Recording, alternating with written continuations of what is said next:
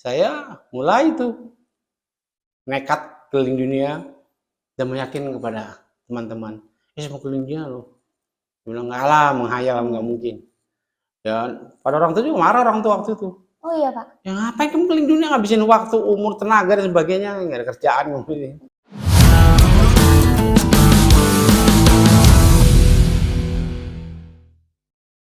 Assalamualaikum warahmatullahi wabarakatuh. Waalaikumsalam warahmatullahi Apa yang terbesit di benak kita ketika mendengar suatu kata keliling dunia dan masuk ke dalam Ka'bah? Tentu jawabannya bukan sepeda, pramuka, dan seorang pemuda. Namun seorang pemuda asal Serang, Banten telah berhasil membuktikannya. Kini saya sedang bersama dengan Pak Fauna Sukma Prayoga yang kali ini bisa datang langsung dan menceritakan kepada kita bagaimana kisahnya bisa berkeliling dunia hingga berhasil masuk ke dalam Ka'bah. Selamat siang Kak Fauna. Selamat siang. Suatu kebanggaan luar biasa bagi saya hingga akhirnya bisa berbincang-bincang langsung bersama Kak Fauna di tempat ini. Iya, baru pertama kali ya. Iya, Kak Fauna ini saya baru pertama kali. Mungkin ketika pertama kali kita mendengar suatu kata pramuka, keliling dunia, menggunakan sepeda, itu adalah hal yang kayaknya tidak mungkin untuk sekarang ini Kak. Karena memang ketika kita mendengar kata keliling dunia, pasti di pikiran kita adalah pesawat, tiket yang mahal, dan seorang pengusaha tentunya Pak. Namun bagaimana kisahnya Pak? Mungkin bisa diceritakan awal mula muncul ide mengapa bisa terbesit pikiran saya harus keliling dunia, khususnya dengan sepeda ini Pak. Benar itu. Karena apa? Dulu belum ada Google, nggak ada Google Map, nggak ada. Harus pakai map besar gitu. Saya cari sendiri menggunakan Jadi bawa peta sendiri. Nggak bisa. Dan itu belajar dari kecil. Sejak pramuka, saya masuk pramuka dan mulai siaga, penggarap, penegak, belajar itu. Cara membaca peta itu. Cara menggunakan kompas, saya belajar itu. Memang sengaja saya belajar itu untuk mengejar cita-cita keliling dunia naik sepeda. Tahun 76, 72 itu sudah belajar bongkar pasang sepeda. Wah. Di bengkel Pak Pemen waktu di Taman Sari. Saya bongkar, pasang, udah bisa. Tapi sepeda belum punya. Oh, masih bongkar-bongkar sepeda orang itu Pak pastinya. Orang, karena itu bengkel, punya orang. Iya. Pakai sepeda banyak, nggak berani pakai. Takut rusak kan dulu. Sepeda tuh elit banget. Gitu. Oh iya dulu. Wah, udah seperti punya sepeda kan punya motor. Oh iya benar. Nggak boleh benar. sembarang, kalau pahit jatuh, rusak, kan mengganti nggak bisa. Iya. Saya udah nabung uang tuh, mulai nabung. Beli sepeda. Kemudian berlatih dari Cianjur, karena ke Banten. Oh iya. Ke Tasik-Kardi itu muter masuk lagi. Karena dari sini ke Labuan. Belajar sepeda itu Pak. Itu aja. Udah bisa gitu. Saya mulai itu nekat keliling dunia dan meyakinkan kepada teman-teman, "Mau keliling dunia loh." Dia bilang, "Nggak lah, menghayal, nggak mungkin." Dan pada orang tua juga marah orang tua waktu itu. Oh iya Pak. "Ya ngapain kamu keliling dunia ngabisin waktu, umur, tenaga dan sebagainya, nggak ada kerjaan kamu ini." Karena mereka menganggap itu hal yang tidak mungkin juga ya Pak di usia seperti itu. Pakai apa sih? Belum ada kita Google, belum ada HP, belum ada. Udah pokoknya susah aja gitu dulu. Tapi saya punya yakin kok dulu Marco Polo kok bisa. Columbus bisa. Dahot pun mendarat di Banten 15 menit, kok bisa gitu. Masa kita nggak bisa udah modern begini? Dulu itu mengatakan saya modern, padahal belum modern dan masih perang di mana-mana masih ada. Iya benar. Tapi punya keyakinan untuk berangkat saja. Ya itulah yang membuat saya punya keyakinan, semangat, ditekan, nggak boleh dikasih syarat yang berat, nggak boleh macam-macam, harus puasa, nggak boleh makan nasi 100 hari gitu. Tahu-tahu 60 hari gagal, kan aram-aram saya 60 hari, ulang lagi dari awal. Ulang dari awal itu. Iya, ngalami itu seperti itu. Terus belajar menghadapi kondisi yang namanya di sana, di sini namanya Banten. Banten itu ya masih berbau orang mah coba kata orang baru dewasa harus hati-hati. Oh iya. Ya kan, jangan sembarangan. Banyak pamalinya. Waduh, dikasih syarat banyak saya harus jarah ke Banten, jarah ke mana? Sampai di Pandi ini kali Banten itu malam-malam lupa ini malam.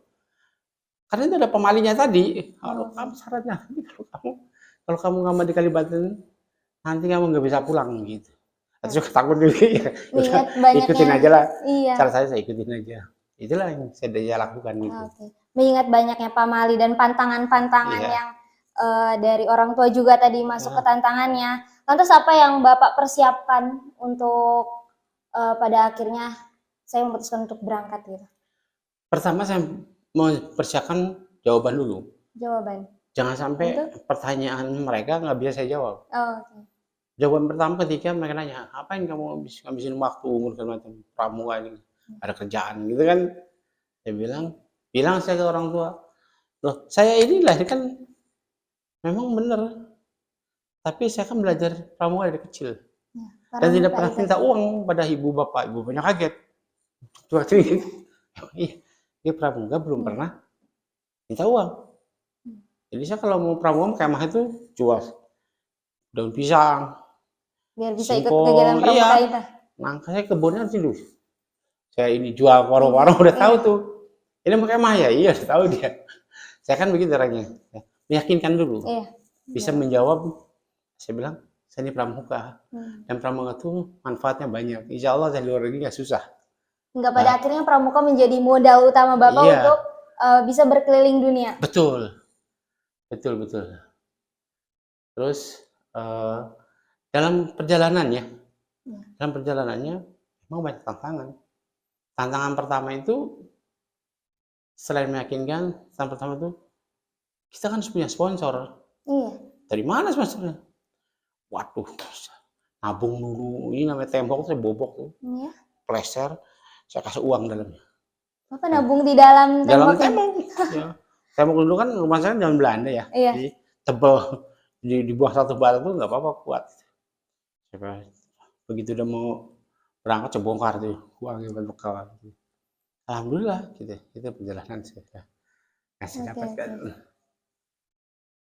Baik Pak, ketika kita mendengar kata harus, tentunya ketika kita berkeliling dunia kita harus mempersiapkan. Saya dulu ya. Silakan Bapak, diminum dulu nih. Silakan. Silakan ya. Ketika kita berkeliling dunia, yang pasti kita harus punya pegangan uang. Mungkin selain modal pramuka mental yang kuat, semangat yang tinggi untuk berkeliling dunia, apalagi hanya menggunakan sepeda, tentu kita harus ada pegangan dulu ya Pak, istilahnya uang yang kita bawa gitu.